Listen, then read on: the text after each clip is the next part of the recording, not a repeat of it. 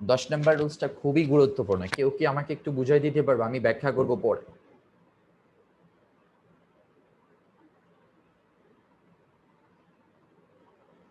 কেউ কি বলবে? নাইমা ওরা হাসছে যে আমরা বললেও আমাদেরকে দিবে না, এরকম কিছু একটা। জি, সালমা মনে হয় বলবে বলবে হাত তুলছে। জি, বলো জি ভাইয়া। বলো। ভাইয়া সাধারণত কালেকটিভ নাউনের পর ভার্ব সিঙ্গুলার হয়, কিন্তু বিচ্ছিন্নতা ভিন্নতা বোঝালে কালেকটিভ নাউনের পর প্লুরাল ভার্ব বসে। এটা হচ্ছে আমাদের বেসিক তথ্যটা যেটা আমাদের বইয়ে দেওয়া আছে। এখন মনে করো আমরা তো বই বই পড়ে অনেক কিছু বুঝি না। এটাকে অন্য কোনো ক্লু আছে? মানে শর্ট টেকনিক বোঝার জন্য?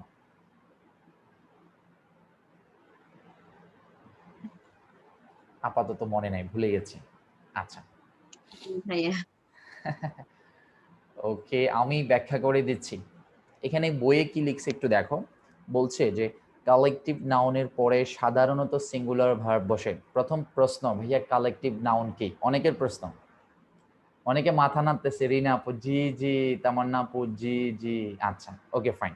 নেক্সট দেখো, কিন্তু বিচ্ছিন্নতা বা ভিন্নতা বোঝালে কালেকটিভ নাউনের পরে প্লুরাল ভার্ব বসে। সেকেন্ড প্রশ্ন, ভাইয়া আমরা বুঝবো কিভাবে এটা যে বিচ্ছিন্নতা বা ভিন্নতা বোঝায়? আমরা তো অর্থ জানি না। তাহলে আমরা দুইটা কোশ্চেন পেলাম। একটা হচ্ছে যে কালেকটিভ নাউন কি, সংজ্ঞা জানার পরে আমরা বুঝবো কালেকটিভ নাউন কি। এবং আরেকটা প্রশ্ন এখানে চলে আসে যে ভাইয়া সংজ্ঞা জানলাম, বাট কালেকটিভ নাউনগুলো কোনগুলো যেগুলো পরীক্ষায় আসবে, ঠিক আছে কিনা, সেটা একটা প্রশ্ন থাকতে পারে। আর বিচ্ছিন্নতা বা ভিন্নতা সেটা আমরা বুঝবো কিভাবে? কালেকটিভ নাউন নিয়ে একটু কথা বলি, যেটা সমষ্টিবাচক নাউন যেটাকে বলা হয়, যে বিভিন্ন গোষ্ঠী, দল, সংগঠনকে একসাথে বোঝায়, এরকম আর কি। যেমন আর্মি, পুলিশ, বিডিআর। মানুষের মধ্যে কিছু কিছু সেকশন আছে আলাদা, গোত্র ভাগ করে করা, বিভিন্ন গোষ্ঠী। আর্মি এক ধরনের, পুলিশ এক ধরনের, বিডিআর এক ধরনের। হ্যাঁ, এই ধরনের বিষয়গুলো আর কি। আচ্ছা, এখন কোন কালেকটিভ নাউনগুলো আমাদের পরীক্ষায় আসতে পারে? ঠিক আছে, আমাদেরকে কিছু কালেকটিভ নাউন আমরা শিখবো। আমি স্ক্রিন শেয়ার করে তোমাদেরকে লিখে দিচ্ছি।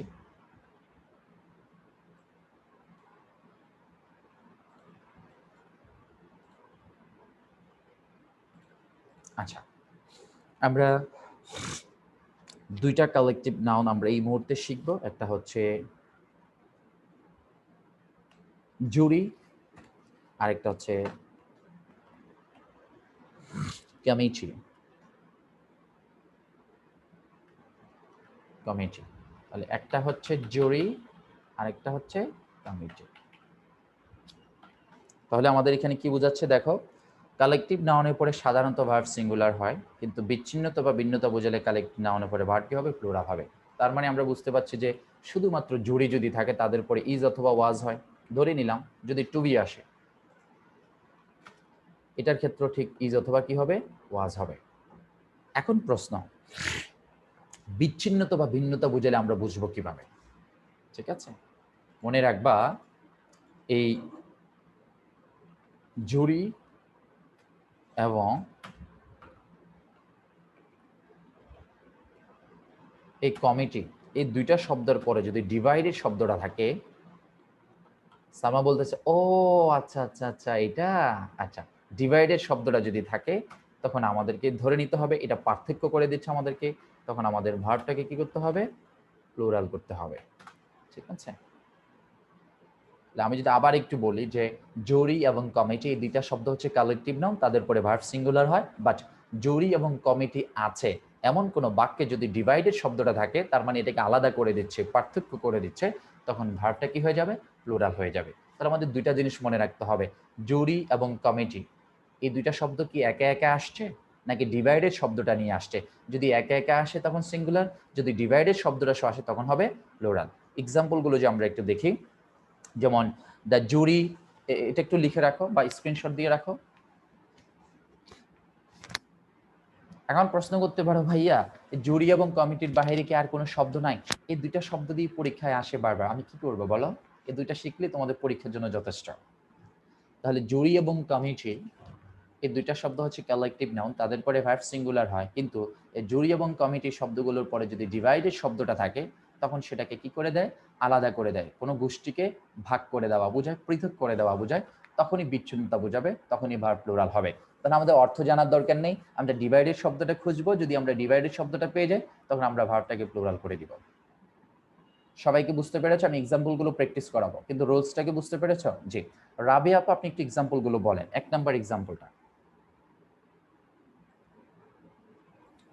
জি।